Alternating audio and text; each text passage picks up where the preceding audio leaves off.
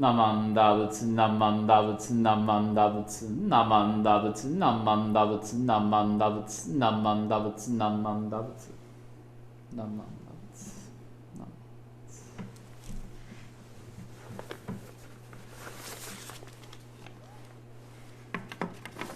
Namanda Butsu, Namanda Butsu, Namanda Butsu, Namanda.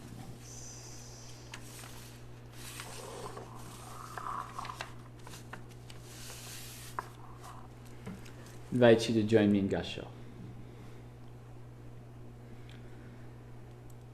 One day, the Buddha's disciple Ananda said to the Buddha, "Half of a good life is having good friends, good companions, and good relationships."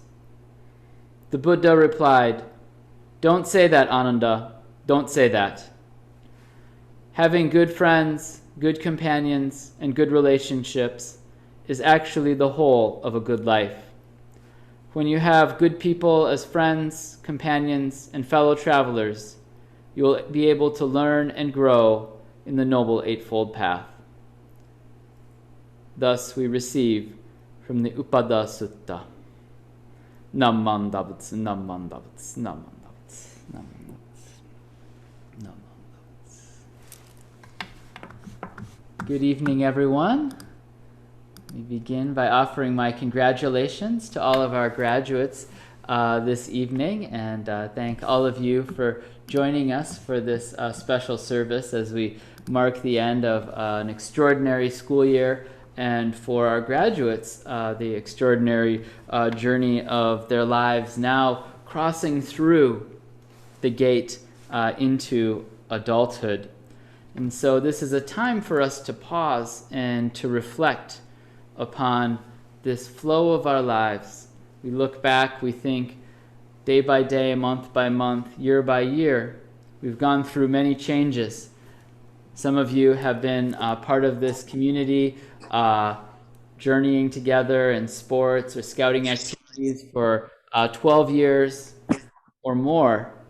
And in that time, if you think back, many things about you have changed. Perhaps if you think about your old Cub Scout uniform or your first basketball uniform, you couldn't fit into it now, this point in your life. And so parts of you are completely different. And yet there are parts of you, there are things that remain the same. There's this continuity that flows through your life. And so you think about what you have become today. This life you've lived today has been determined by what you have done in the past, all the activities, all of the practice, all the study, all the learning made you the person today, and also the things that you have not done have influenced and created you as the person you are today. And yet, perhaps more importantly, what has been done for you by others. Think about your teachers, your family, your coaches, the scout leaders, and the friends that you've had on this journey. The connections that you've made here through BCSF, through basketball, baseball, scouting, all these activities, these are lifelong connections. You've been through something together. You've created something. You've been a part of something, and that will last throughout your life.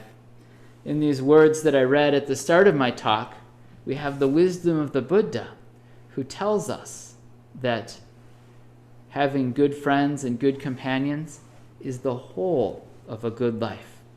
Having these people to be our guides, to be our support, to be our fellow travelers in life is what brings us to this moment that we live right now.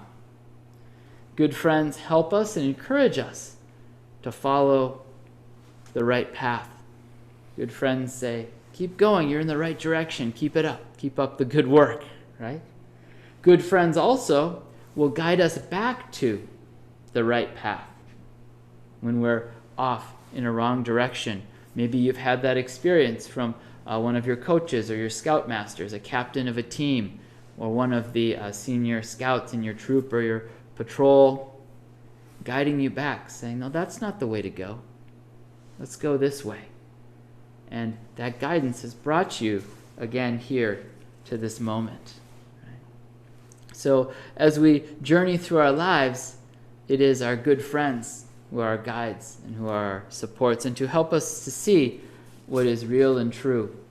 And so for those of you who are graduating this year, you've been brought to this moment guided by your good friends, and you're about to, or you are undergoing a great transformation, right? From a student to a graduate. Some of you will continue on in a new path of study. We all continue on as students throughout our lives. And so this is a time to reflect upon the friends, those who have carried us along. I'd like to share with you this evening a story of one of the great friendships that inspires me as I think about my own life. And this is a friendship that tells us that, oftentimes we think of relationships as being sometimes kind of, hierarchical. Maybe there's like a parent or a coach or someone who is guiding us and we're in the student, but sometimes those roles can flip. This is a story about a man named Shoma who lived in Japan over 100 years ago. He lived in the late 1700s, early 1800s, and he was a very simple man. He was kind of a handyman at a local temple. And on one occasion, he had the opportunity to go and visit the head temple, the big temple, the main temple of the school of Buddhism, the temple called the Honzan. This is a temple called Koshoji. It's a temple of our Nembutsu tradition. And when he visited, he had an occasion, an opportunity to receive the refuges, to receive the threefold refuge, to receive a Dharma name from the abbot of the temple. And so as he went in with all of the fellow followers, all of his fellow travelers from his local area, and they were all bowed humbly before the image of the Buddha, receiving the refuges, and the priest, the head priest, the abbot, was going one by one. He had a kind of a ritual, ceremonial razor, and he was touching it on each person's head as he administered these refuges and going from person to person. He was wearing a beautiful brocade, red robe, and he administered the refuges to Shoma, and then as he was moving on to the next person, Shoma reached out and grabbed the sleeve of his robe, grabbed his robe like this, and he asked him, he said, "Brother, are you ready?" And then he let go of the robe. And the priest, the abbot, then he carried on with the ceremony. And at the conclusion of the ceremony, the abbot retired to his quarters, but he called one of his assistants and he said, "Someone in the hall grabbed my robe and asked me a question. Bring that person here. I'd like to speak with him."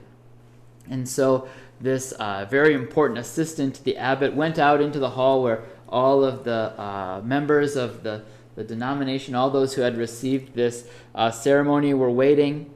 And he called out, he said, "Who was it? Who was the person that grabbed the robe of the abbot?" And Shoma, at that time, just raised his hand. He said, "That was me."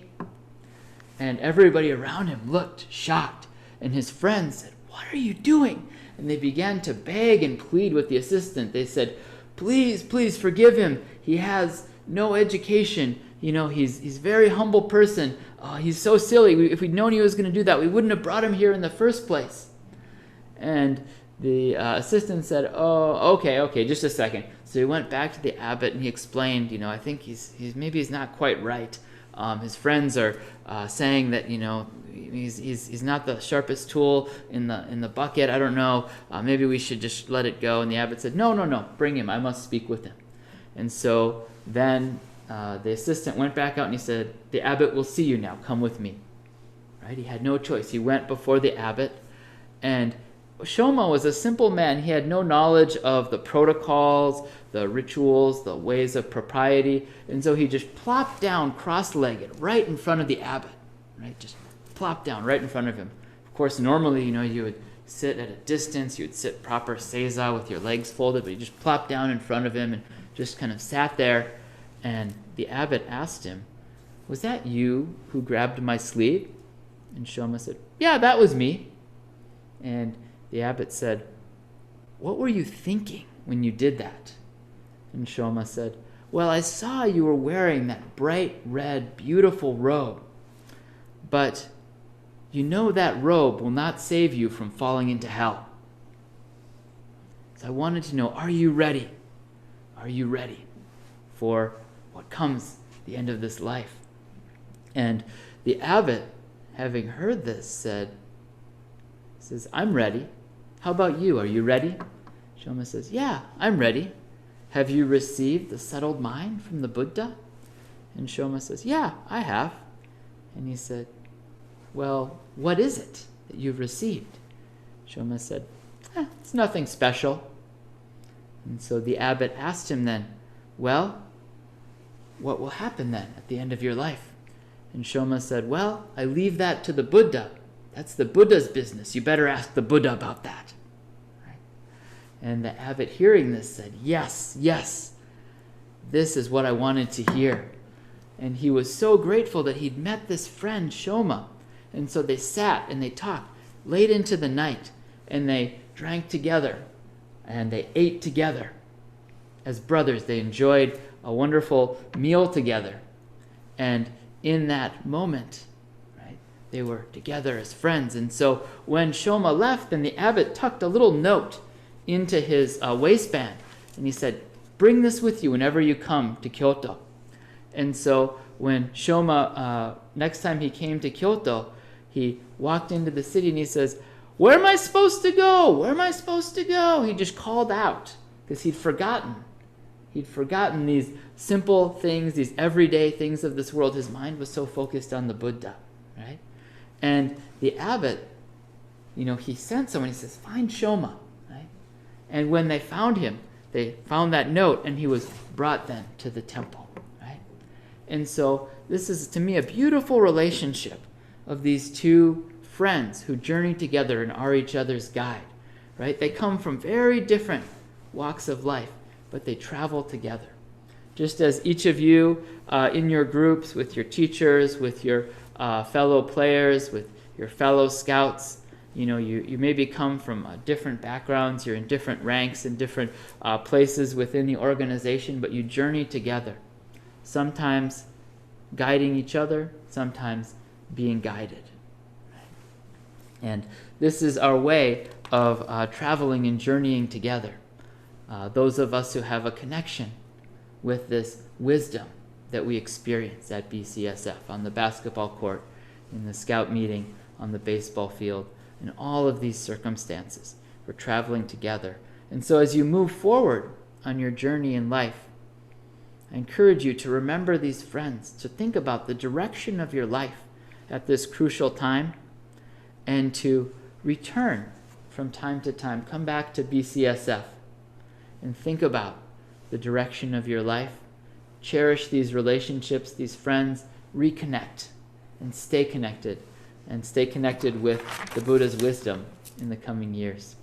So I'm very grateful to all of you for your dedication and your participation in these activities, and for joining us this evening.